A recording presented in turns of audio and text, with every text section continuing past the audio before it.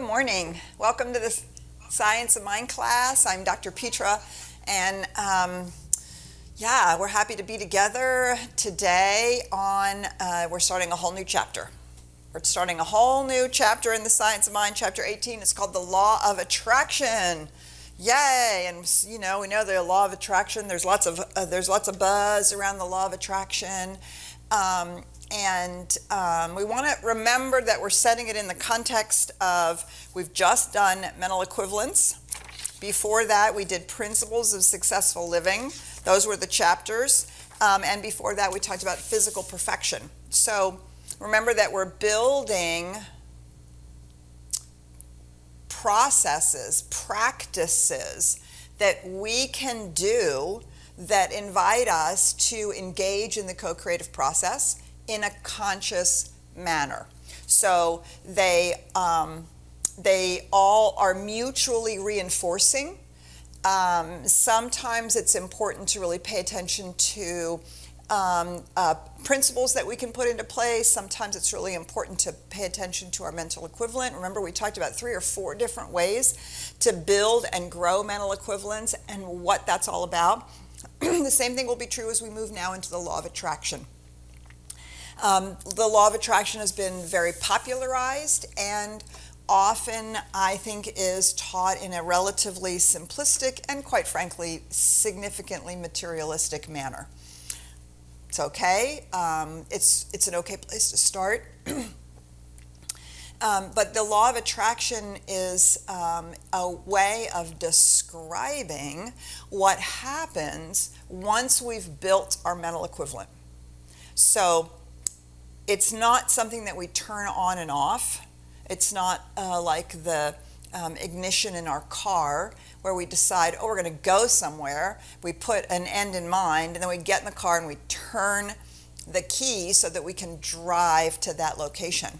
The law of attraction is a way of describing an operative principle in the universe that is acting upon our mental equivalents, and it's just constantly acting upon them, just like the law of gravity is acting upon us right now where we are and where we're seated or standing or driving or flying or wherever we are, right? The law of gravity is acting upon us. We don't turn it on in the morning when we get out of bed.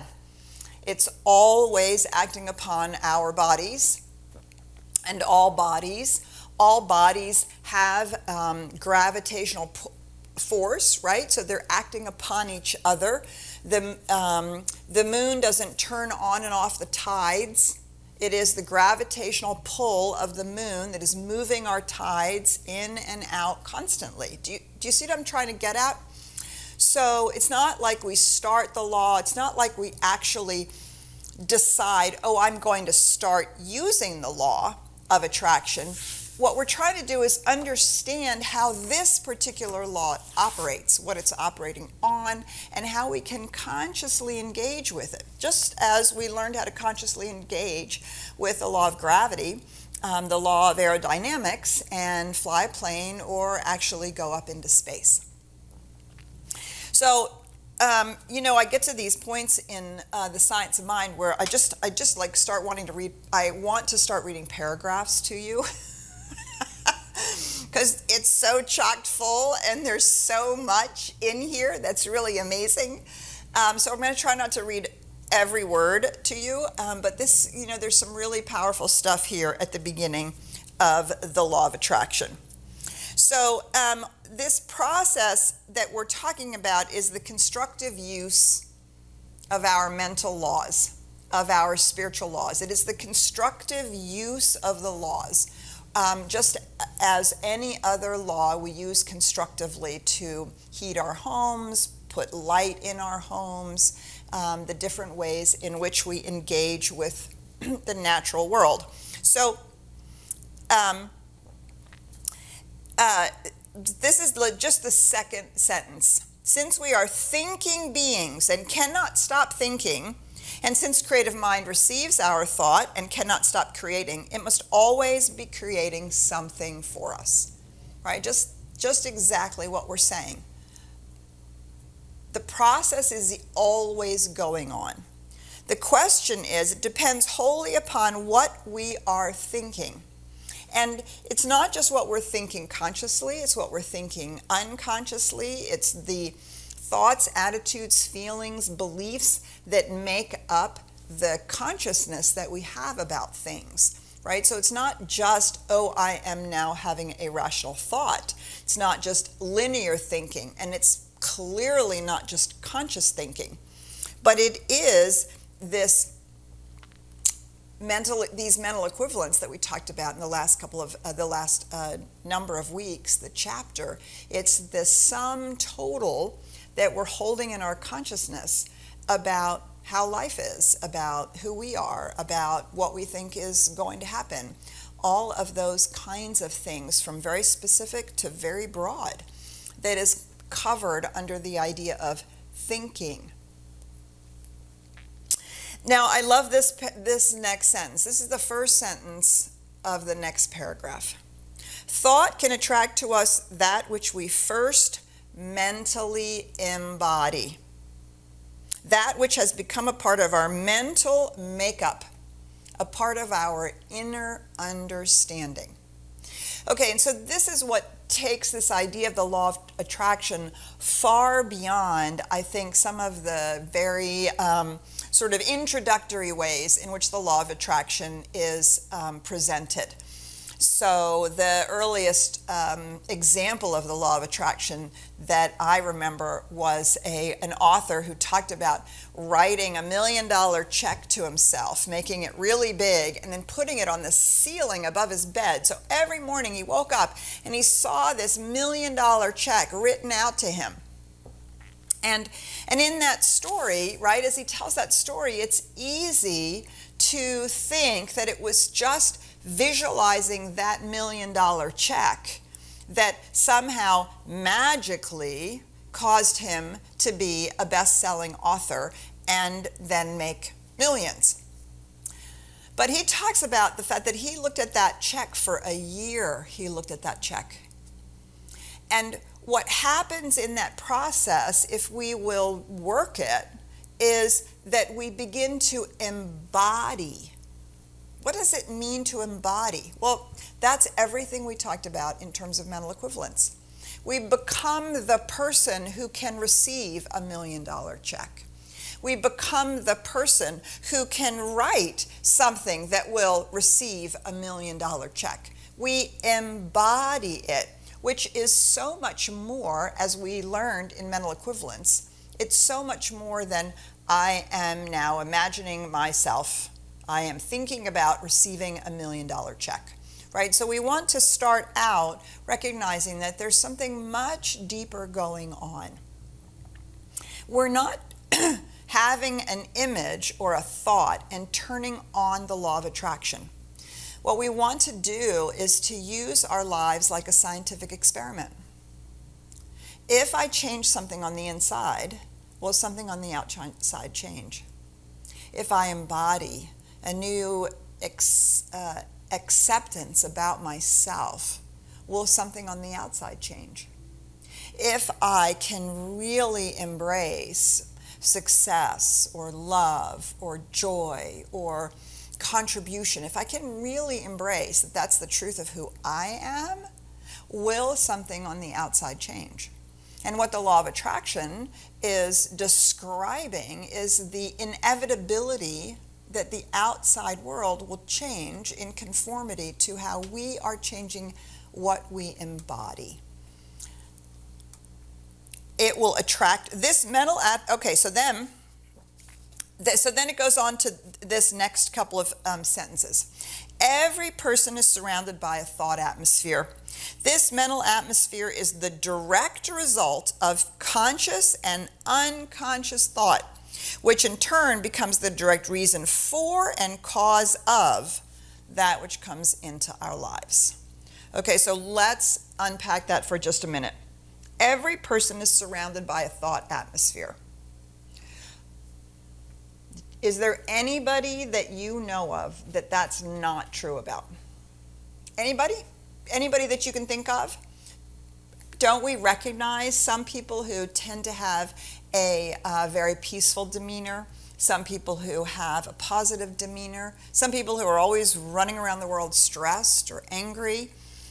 Not everybody, of course, has the same thought atmosphere all the time. Sometimes people are very up, and then they're not so up, and then they're depressed, and we can sense that in others. Our job is to begin to sense that in ourselves. What is the thought atmosphere in which we are operating, right? Do we feel like we're the kind of person who always has a cloud over our head? Are we somebody who is filling the room with doom and gloom? Do we constantly tell stories about things that aren't working? Right? That's a part of our thought atmosphere. Are we always just so spiritually up that we're never willing to talk about our feelings? And so then we feel like people feel like maybe we're Pollyannish, or we're a little shallow, or do you see what I'm saying? We can see it in others. The point here isn't about anybody else's thought atmosphere. The point is about ours. Our thought atmosphere. The mental atmosphere is the direct result of conscious and unconscious thought. And what's conscious and unconscious thought other than the thoughts, beliefs, attitudes, the things that we have come to know and believe to be true, whether they're actually true or not. The things that we've laid down as a child about how to respond to life or how to get what we need and want. The ways in which we've come to organize our lives around us. Right? All of that becomes our mental atmosphere. And notice that thought atmosphere and mental atmosphere are the same, right? So it's not, again, we just want to underscore in a big way. It's not just, oh, I'm having a linear rational thought. It's our entire mental atmosphere. And then through this mental atmosphere, this power, which is the fact that our mental atmosphere is either attracting or repelling. It's either retracting or repelling our life and the things that we say we want, the things that we think we should have, right? Our mental atmosphere. So here's the reason why this whole work about mental equivalence and now the law of attraction becomes so important, is because it's not enough to affirm, it's not enough to put a check on the ceiling. We have to do the work to embody that I am a person who has that, does that, is that. Do you see? That becomes our mental atmosphere. Like attracts like. And it is also true that we may become attracted to something which is greater than our previous experience by first embodying the atmosphere of our desire, right? We have to grow on the inside, that which then attracts to us an outer reflection that's identical, right? That's what a mental equivalent is. The law of attraction simply describes the fact that the automatic mirroring of life to us is automatic. We don't have to turn it on and off. We don't have to hope that it's going to happen. And if it's not happening, we don't have to look out there as much as we have to look in here and see what's going on, right? So one of the ways that we can recognize this, how this works, I can always tell on myself, is I can look back at a series of relationships that ended, and if I think about how I describe those relationships and I describe what didn't work about those relationships, they're surprisingly similar, aren't they? If we think about past relationships we've had, or past bosses that we've had trouble with, or past friendships, if we're truly honest, we can see some similarity between them, right? What's the common denominator? We are. That's the problem, right? We're the common denominator. And if we can begin to see those patterns that are being played out, we can begin to recognize that we've attracted that, we've recreated that. And often, unfortunately, of course, we're recreating simply the patterns and habits that we learned as a child. We're just recreating our home life until we become someone different on the inside. And then we can count on the law of attraction. Do you see? We can count on it to do its work, to do its job, just like we count on gravity to keep us firmly planted on the ground. We can count on the law of attraction. So we can attract something greater than our previous experience, thank God, or we'd be stuck. We'd never have a different relationship. We'd never have a different boss. We'd never have a different experience than is exactly the same as what we grew up in. We'd never be more successful than our parents. We'd never be happier than our siblings. We'd never go beyond any limitation of our social construct, the inequities of racism, or we'd never go beyond any of those things, or the poverty in the country in which we grow up in, or the city or the neighborhood in which we grow up in. Do you see? We would be stuck, and we would never get beyond that, and there would be absolutely no progress. But we know that we're always progressing. We're always seeking something that's more fully expressing that love and life that we are. If we couldn't imagine something different and build that into our consciousness, the law can't attract something new to us. So this is really important. Like does attract like. So our past is going to keep attracting the same thing over and over and over again until we can attract something which is greater than our previous experience by first embodying the atmosphere of our desire. Now, does this mean we'll never attract something out of the old past pattern? Probably not. I don't know about you, but I tend to have to kind of go around the block a few times, keep having to clean it up. Sometimes it still comes up and rears its head, and I get to look at it again. Sometimes we're embedded in systems, right? It's not just our consciousness that is going on. It's the consciousness of our family or our culture or the systems that we're embedded in, and yet we have our part, which is our mental atmosphere. Like attracts like. But if that were always only the case, we would be repeating the past forever.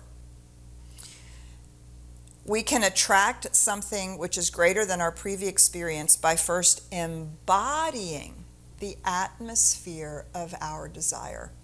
So we embody the atmosphere of happy and healthy relationships, or having a successful relationship with a boss, or not experiencing racism when we're in our experience of life, or finding ways to embody being green without it becoming inconvenient, feeling inconvenient or overwhelming, right? Making our difference on the planet.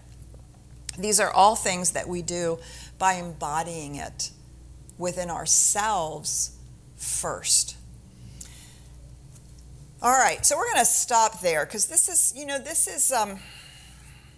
is really important. Again, remember that we're describing something that's actually always happening anyway. What we want to do is we want to engage with it consciously.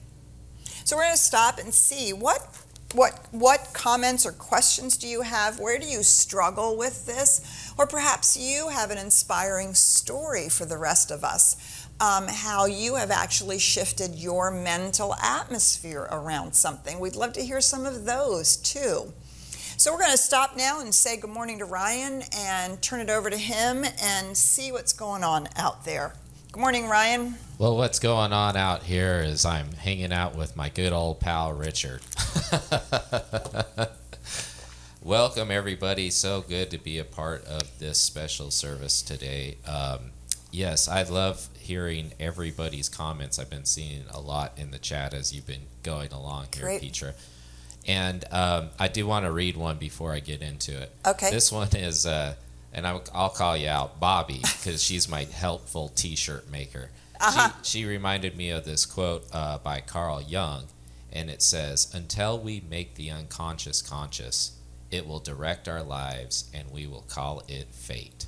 And I thought that was really great. Yeah, and I would say to everybody, you should just like copy and paste that onto your browser or like onto a note or onto your screen. I mean, that is so hugely important. Thank you, Bobby, for bringing that forward. Absolutely. And now is the time that we'd love to hear from you. This is an interactive discussion, and so you can do that in a couple of different ways. One, if you're here with us on Zoom, you could go ahead and hit the raise your hand icon located down below on the bottom of your screen, or you can always put your questions and comments inside of the chat. And the same goes for those who are watching us on Facebook Live. Just put your questions in the comments field, and we'll do our best to bring them into the room. Also, if you want to join us, the link for our Zoom room is in the description above. And as always, I like to keep it anonymous unless it's Bobby giving me awesome quotes to put on t-shirts. Then yes, we want to make a safe space for you to ask your questions, and feel free. So it looks like we have a couple people with their hands raised, so I'm going to go ahead and call in the first person. Nita, do you want to go ahead and unmute yourself? Good morning, Anita. Good morning. Good morning. So, yeah, I love these last two chapters that we've been going over because, I had to set the mental equivalent of always being cared for and all of my needs being met. Mm-hmm. So that leads right into, the law of attraction, then bringing to me that which I needed in order to supply those needs. Yes. So just wanted to shout out to everybody and let y'all know gratefully that I was offered a position this week and will be starting work again on June 28th. So I am so grateful this morning. Oh, yay. For everything. Just much gratitude this morning. Anita, thank you so much for sharing that. Huge TSRW. If you don't know what that means the shit really works. And what I know about Anita is she has been doggedly determined to stand in that consciousness that all of her needs are met, that she is absolutely supplied, and regardless of whatever happens with layoffs and things like that, that there is absolute supply for her. And so I am so grateful that you have that experience, Anita. Congratulations. Good for you. Right? And it's the thought atmosphere. What I also know about Anita is she's hugely diligent about that. Right? It takes diligence. Sure, you can have down days, of course. You can have your close support system where you get to cry, you get to let down for a minute and go, oh, I just can't, You do have those moments. Just don't excuse all of the negativity with, well, I was just venting, right? You got to be really careful about that. And what I know about Anita is that she has her feelings, she does her work, and then she stays diligent with that spiritual truth, creates that mental atmosphere. All my needs are met. And so here she is.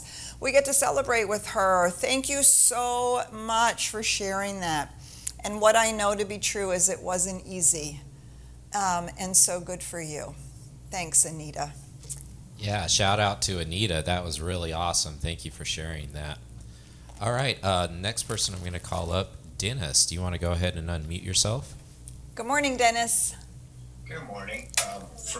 Shout out to Anita too. Yeah, way to demonstrate. It's good for all of us to see these things from others.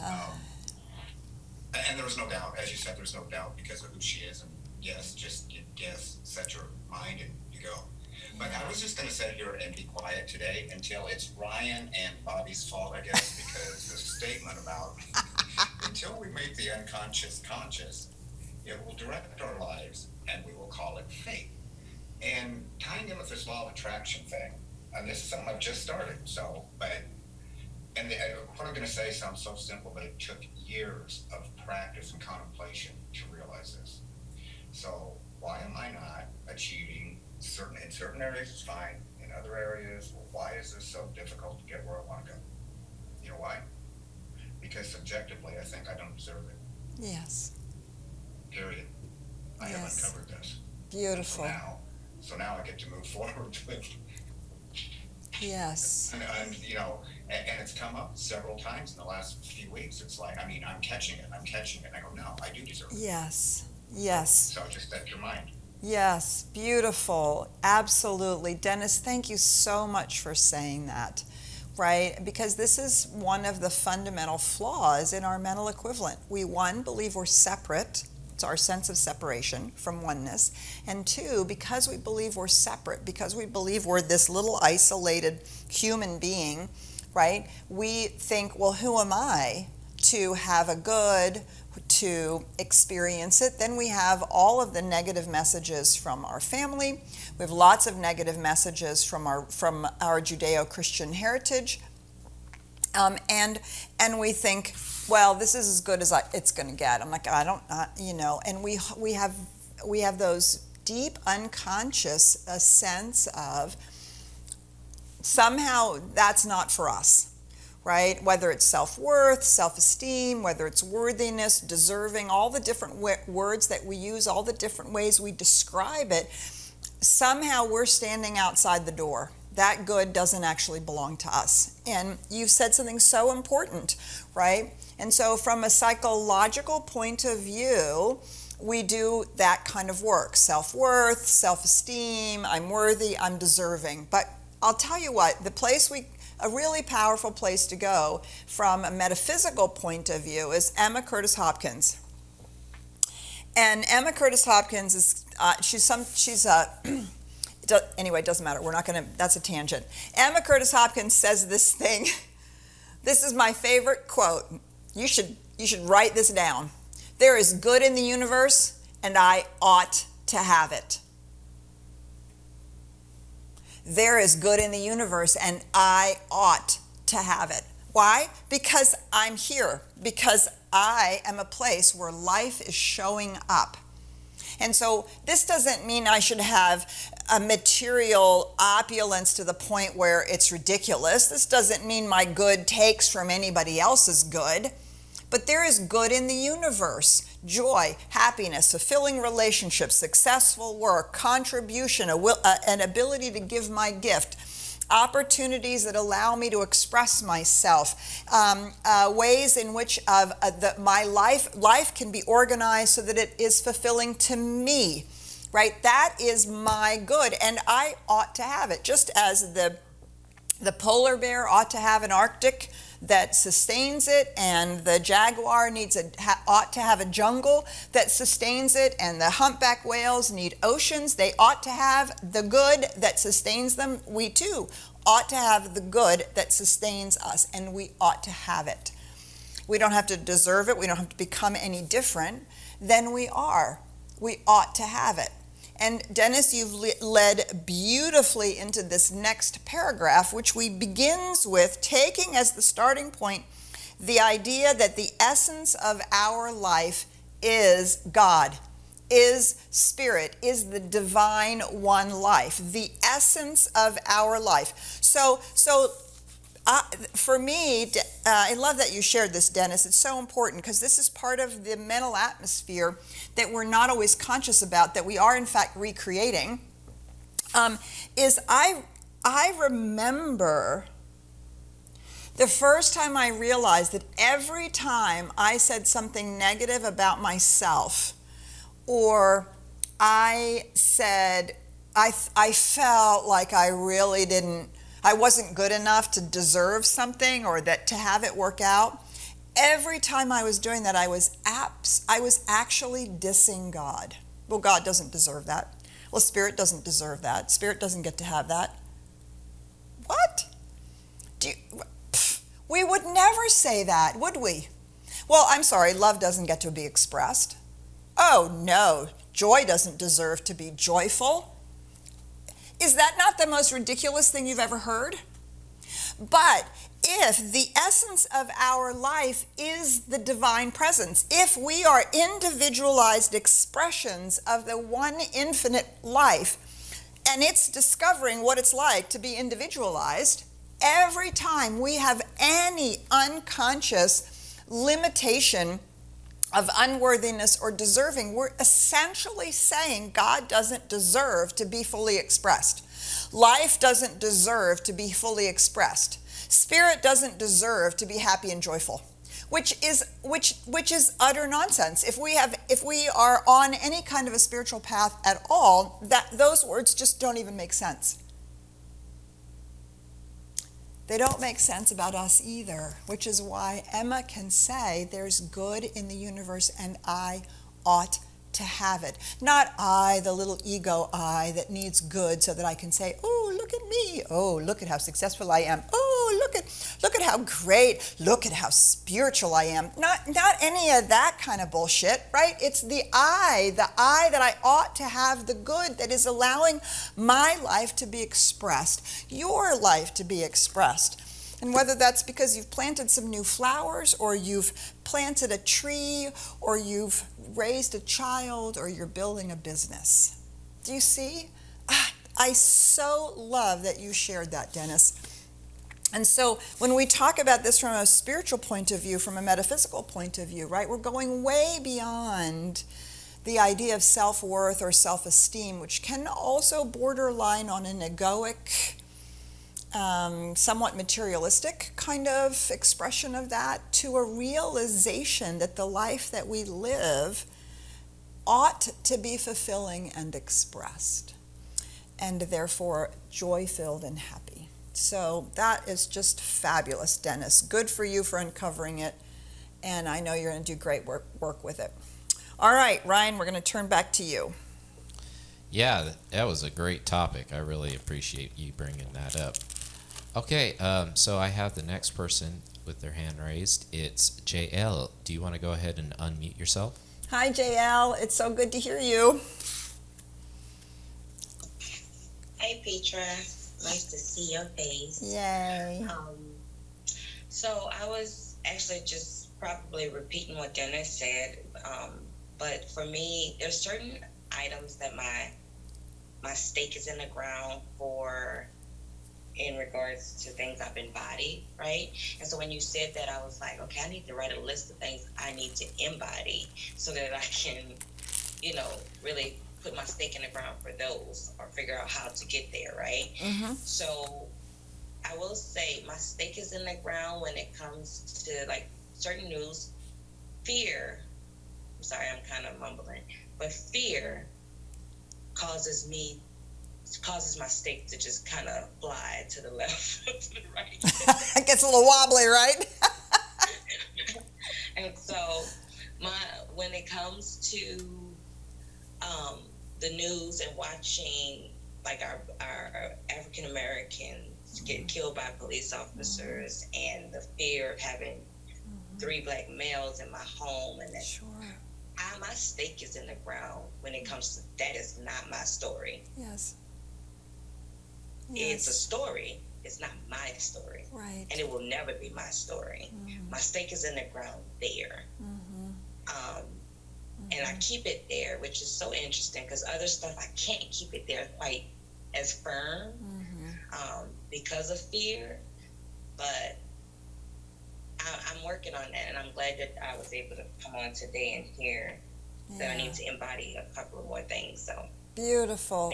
Thank you, JL. Thank you so much for sharing that.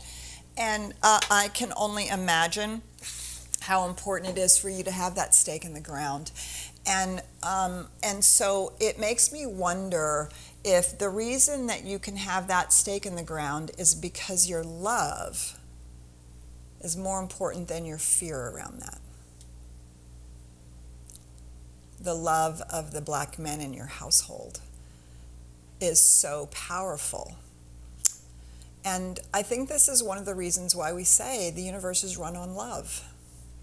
When the love for our children, the love for the art that we're making, the love for the contribution our business makes to the community, the love that we have for the planet, whatever that is, I believe those are the stakes in the ground that are unmovable. Because love is the most powerful force in the universe, and it overcomes any fear.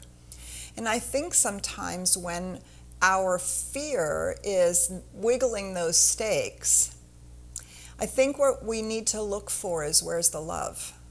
what do I need to love? Who do I need to love? And I think that goes right back, JL, into your comment that this was on the heels of Dennis's. Who do we need to love? Ourselves. Why is it that sometimes it's easier for us to have a stake in the ground for someone we love, but not necessarily the same stake in the ground for ourselves? Because we've been taught that's egotistical, or that's we're not being humble enough, or we're not, whatever that is, we should put other people first, or whatever, or we don't want to, for God's sakes, be materialistic, we want to be spiritual, or all the craziness that we say to ourselves.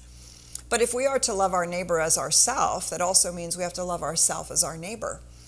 And so this is, I think, the kernel, the seed of this idea of deserving. And it's not love like a psychological, like I have to go and I have to love myself and, pat myself on the back. And we have to do those things, and we can use that as a way of getting to it. But ultimately, we love ourselves because this is the divine made manifest. Not like, oh, I'm all of God, but this is where the universe is showing up as me.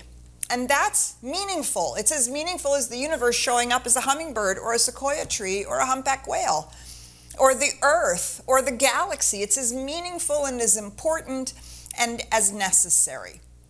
And so why not have that same mental atmosphere of love that for ourselves as individualized expressions, right?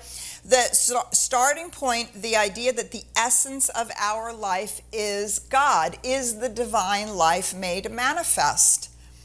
And when we really embody that idea, that it is such a humbling, overwhelming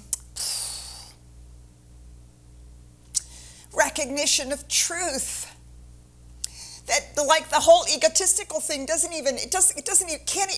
no space for it, right? Because when I know that about myself, I can't help but know that about the person sitting in front of me or across from me or over the street from me or that I see about in the news. Or do you see that the love your neighbor as yourself is not a commandment, it is the automatic outcome of knowing truth.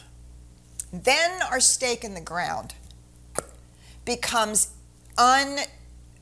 unchangeable because we have embodied the truth of who we are. Not like the truth, oh, I'm Aries and I'm impatient, or the truth that I came here to be an actor, or the truth that I, had a traumatic childhood and the truth is just that I'm a little messed up. None of those things. The truth with a capital T, that our life is the essence of the one life making itself manifest. That's the fundamental, single most important embodiment that there is. And you see, when we embody that, now we're embodying the creative process, which is the way the universe manifests, the way the universe is constantly exploding into creation and making, lilies and pansies and roses and sunflowers and a whole plethora of beautiful, diverse expressions of itself, each one unique and perfect and that deserves everything it needs to flourish, right? And our whole relationship to what's going on changes. Because we recognize, I love this, what he says, he goes on here, we have thought that outside things control us. This is the top of the next page, 295. We have thought that outside things controlled us, when all the time we have had that within which could have changed everything and given us freedom from bondage. Part of the bondage is we don't deserve it. Part of the bondage is, well, it's always been this way, so it's going to be this way. Black people are being slaughtered out on the streets, so, what can you do? It's going to be this way. No, this is not the spiritual truth. No, if every person is a expression of the divine, the stake in the ground is that is what is embodied. We embody it individually, and then we embody it collectively. And the more of us who embody it individually, the more that collective embodiment must shift. The collective embodiment must shift to that embodiment, that we love our neighbor as ourself, period. End of sentence. No caveat about who that neighbor is and what they look like or any of those kinds of things. Do you see? And so when we embody that the essence of life, the divine reality, is the truth of our being, then we understand that we are not controlled by the things outside of ourselves. We're only controlled by the things outside of ourselves when we are unconscious of the truth of who we really are. That's one of those false beliefs that has to be brought to consciousness so we can look at it. Shift that, because that's what shifts us out of victimhood. That's what shifts us out of blame and shame and being stuck in all of those things. That's what shifts us out of that, recognizing that we're not controlled by these outer events. We've actually attracted them to us with the mental atmosphere. And so now we can begin attracting, or we can shift what we're attracting, so that it's more of an outpicturing of this idea that the universe is showing up as us. It wants to be us fully expressed. So thank you so much, JL, for sharing your heart. It's really important. These are really important things for us to work on. And where do my stakes need to be a little more firmly planted? Embodying that deep and profound love. All right, Ryan, we're going to come back to you. Yes, and I wanted to share this quote that Bobby had given me too, because this is a really great one. It says, "The day you were born is the day God decided the world could not exist without you." That's a quote from Rabbi Nachman of Breslov. I hope I murdered that name. That was not good. Anyway. We do our best. Do our best. We only have a couple minutes left here, and so one of the questions that actually did pop up through the chat asks, how does forgiveness play a role in law of attraction? That is a great question, because without forgiveness, right, we have resentment, and basically what we have,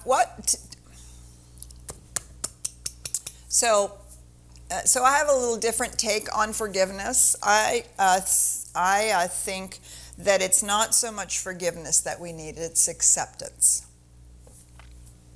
It happened. Whatever that thing was, it happened. And no matter how much we wish it would be different, no matter how much it should have been different, no matter how much it could have been different, it wasn't. And I think unforgiveness is actually grief. It's the grief that it was the way it was, that what happened, happened. And that grief is not inappropriate. It's not. But all grieving must ultimately end in acceptance. And acceptance means it was what it was, and that cannot be changed. When we hold on to it, we keep wanting it to have been different. That sets up resistance. And resistance is a corrosive mental atmosphere. Resentment is a corrosive mental atmosphere. And it becomes the dominant mental atmosphere. So if I'm spending all my time in my unforgiveness, what I'm doing is I'm spending my time angry, resentful, thinking about how it should have been, thinking about how somebody did me wrong, right? What was that thing? We have thought that outside things controlled us. It only controls us because we want it to be different. We need for it to be different. When all the time we have had that within which could have changed everything and given us freedom from bondage. So how we become free from the bondage of unforgiveness is that we accept that the thing in the past can't be changed. We can accept it.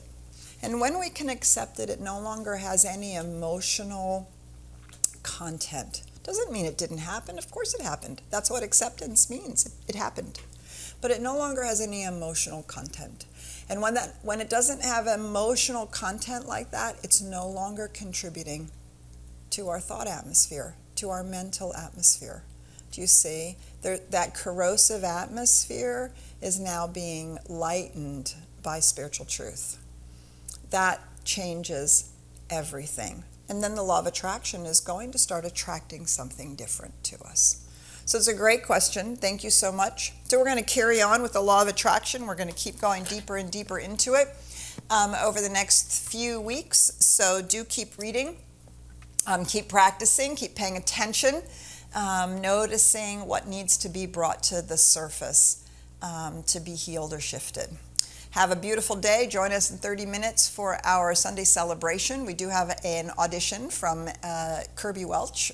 He's going to be auditioning this week and next for our music director position. We'd love to have feedback. There'll be a form in the chat you can share with us.